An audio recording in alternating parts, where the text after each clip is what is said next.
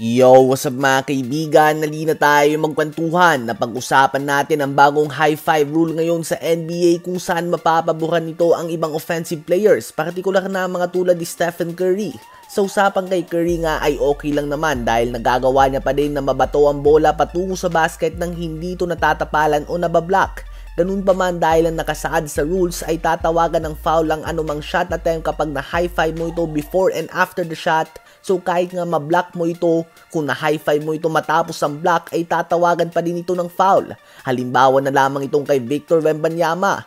Very obvious na block nga ito mga kaibigan, bolang naabot niya. Subalit dahil natamaan niya ang kamay matapos ang block ay tinawagan pa din siya ng foul. Sumukhang hindi naman maganda yon. Kung hindi nga na-block at naapiran mo ang kamay ng tao mo, siguro nga pwede pa.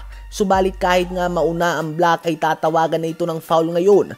Una ngang tinanggal ang hand checking, ngayon naman ay ito. Baka nga sa sunod ay bawal ka ng dumipensa. Ang hindi lang maganda dito ay pataas ng pataas ang skill level ng mga offensive players. Subalit pahigpit naman ang pahigpit ang mga rules na dapat sundin ng mga defender. So talagang mas mahihirapan nga ang bawat defender na pigilan ang mga highly skilled offensive players. Bukod dyan ay asahan ang pag-angat ng mga score at mas mahabang mga laro dahil syempre added free throws nga yan sa bawat game mga kaibigan. Ano ba ang masasabi nyo sa bagong rule na ito?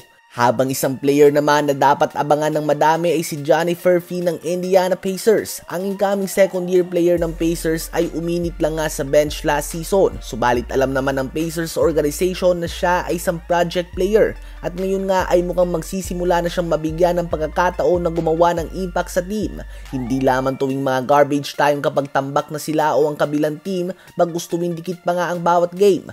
Expected nga na magiging parte na siya ng rotation ng Indiana Pacers. At ngayong preseason at noong summer league ay pinapakita niya nga ang dahilan kung bakit.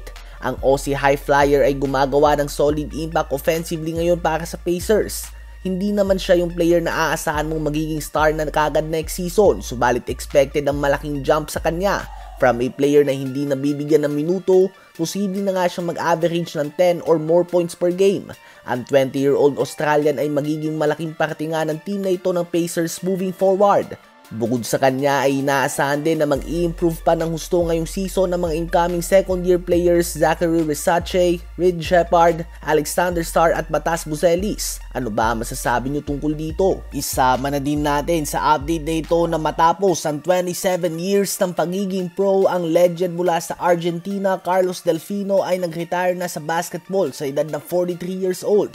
Madami siyang iba't ibang gintong medalya, mapa FIBA Americas man yan o Summer Olympics noong 2004. So congratulations nga sa one of the legends ng basketball sa Argentina, Carlos Delfino. Ano ba masasabi nyo tungkol dito?